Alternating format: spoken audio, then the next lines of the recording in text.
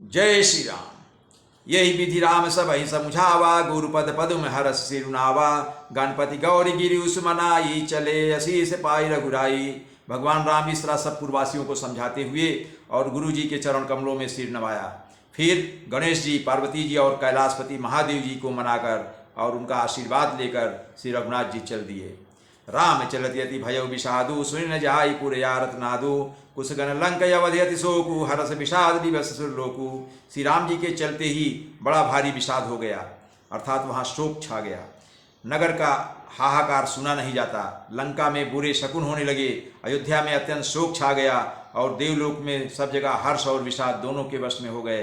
हर्ष इस बात का था कि अब राक्षसों का नाश होगा और विषाद अयोध्या वासियों के शोक के कारण था। मतलब देवलोक में भी दोनों चीज़ें थी। लोग दुखी थे कि अब भगवान राम यहाँ जा रहे हैं तो पूरा अयोध्यावासी असहाय हो जाएंगे, लेकिन खुशी इस बात की थी कि राक्षसों का वन में वध करेंगे, रावण का वध करेंगे, जिससे वो लोग त्रस्त थे।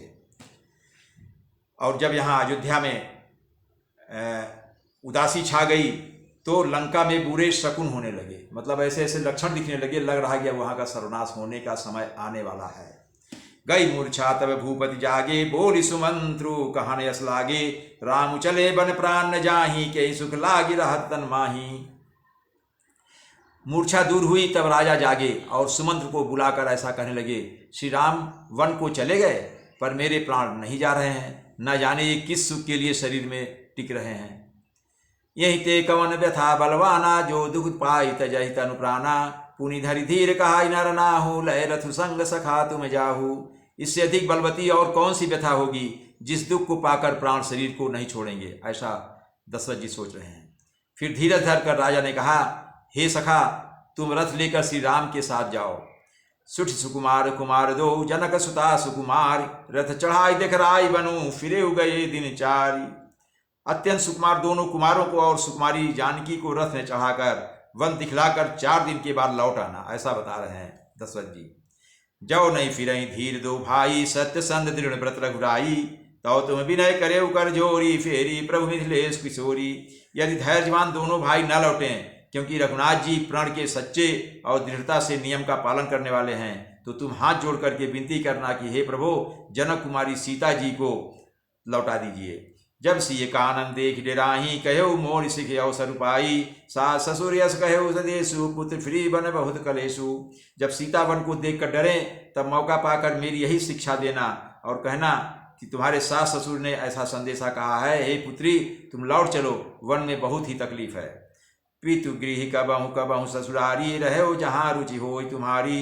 यही विधि करे उपाय कदम्बा, फिरत होई प्राण अवलंबा। कभी पिता के घर, कभी ससुराल, जहाँ तुम्हारी इच्छा हो वहीं रहना। इस प्रकार तुम बहुत से उपाय करना, यदि सीता जी लौट आई तो मेरे प्राणों को सहारा हो जाएगा।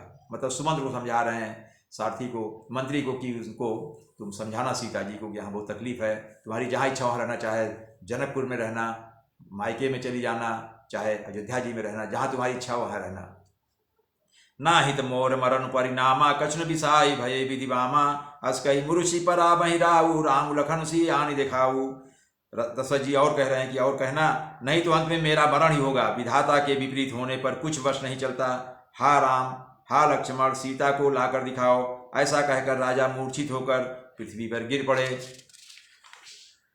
पाय रजाय सुनाई सिरु, रथुअति बेग बनाए गयो, जहाँ बाहिर नगर सी सही दो भाग।